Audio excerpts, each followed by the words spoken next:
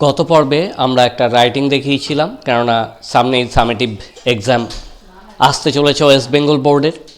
তো যে narration change আমরা করছিলাম, 4টে সেন্টেন্স কমপ্লিট করে আমরা শেষ সেন্টেন্সে পৌঁছে গেছি, এক্সক্লামেটরি সেন্টেন্স।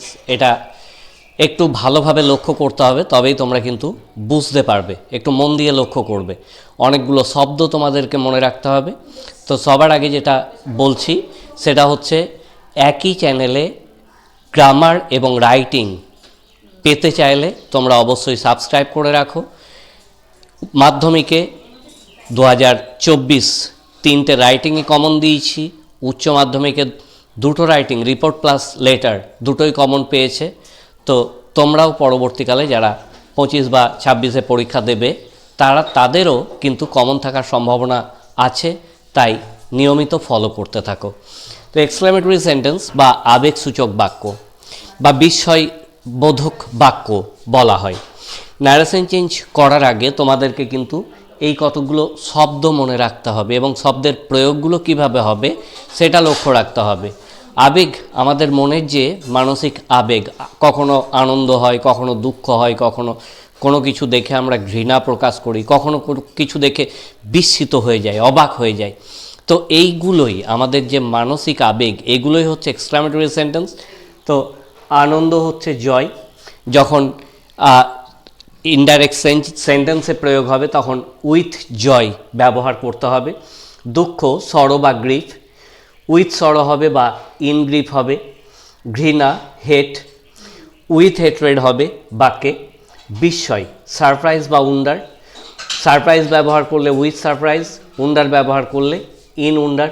অনুতাপ বা অনুশোচনা, রিগ্রেট ব্যবহার করার সময় উইথ রিগ্রেট ব্যবহার করতে হবে, অর্থাৎ এদের আগে যে প্রিপোজিশন ব্যবহার হবে সেগুলো লক্ষ্য করো।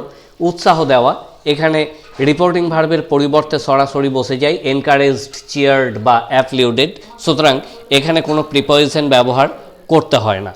তো আমি পরপর উদাহরণ দিয়ে দেখাবো আনন্দ বোঝালে কিভাবে তোমরা জয় শব্দটাকে ব্যবহার করবে, বা প্রত্যেকটা সেন্টেন্সে দুঃখ, ঘৃণা, এই যে শব্দগুলো, এই শব্দগুলো কিভাবে প্রয়োগ করবে সেটা আমি পরপর দেখাবো। আজকে আমি আনন্দ এবং দুঃখ এই দুটো এক্সাম্পল দেখব।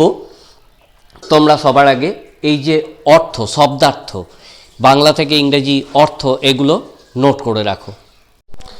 আমরা প্রথম এক্সাম্পল নিয়েছি, Amit said hurray I have pass the exam.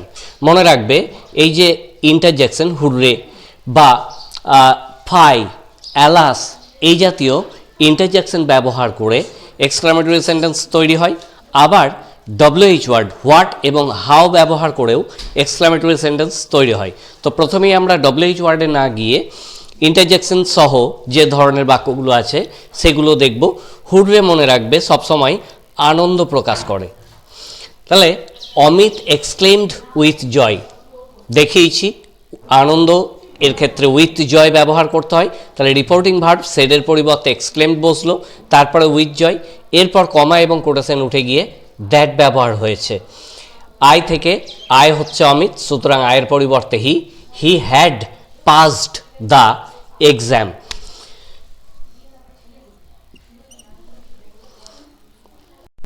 Next, the boys said to the teacher. আগেরটাতে দেখিয়েছিলাম কোনো শ্রোতা ছিল না, এখন আমি দেখাচ্ছি দ্য টিচার এখানে শ্রোতা হিসেবে আছে। তো এরকম যখন বক্তা এবং শ্রোতা উভয় থাকবে তখন তোমরা কিভাবে প্রয়োগ করবে। Hurray we have won the match, তাহলে the boys exclaimed the teacher, তাহলে সেডের পরিবর্তে রিপোর্টিং ভার্বের পরিবর্তে এক্সক্লেমড ব্যবহার করার পরে কিন্তু শ্রোতার নামটা দেবে। তাহলে the boys exclaimed the teacher with joy that they had won the match. Hurray দিয়ে যেমন আনন্দ বোঝায়, তেমনই অ্যালাস শব্দের দ্বারা দুঃখ বোঝায়। তাহলে এই শব্দগুলো তোমাদের মনে রাখতে হবে। The old man said alas the man is no more, অর্থাৎ the old man exclaimed with sorrow. তাহলে রিপোর্টিং ভার্বের পরিবর্তে সবসময় তোমরা এক্সক্লেমড ব্যবহার করবে, এরপর যেমন যেমন বোঝাবে সেইভাবে ব্যবহার করবে। With sorrow that the man was no more. এরপর দেখো রামু সেড টু অর্জুন, এখানে আবার আমরা বক্তা এবং শ্রোতা উভয়কে নিয়েছি। Alas our dog has died last night, তাহলে রামু এক্সক্লেমড অর্জুন, শ্রোতার নামটা এক্সক্লেমডের পরে বসিয়ে নিয়েছি। ইন গ্রিপ, আগেরটা দেখিয়েছি উইথ সরো কীভাবে ব্যবহার হয়, গ্রিপটা ব্যবহার হয় ইন প্রিপোজিশন ব্যবহার করে। তাহলে ইন গ্রিপ দ্যাট, আওয়ার বলতে রামু, তাহলে their dog had died the previous night. আশা করছি তোমরা বুঝতে পারছো, বুঝতে না পারলে অবশ্যই আমাকে কমেন্ট বক্সে জানাবে।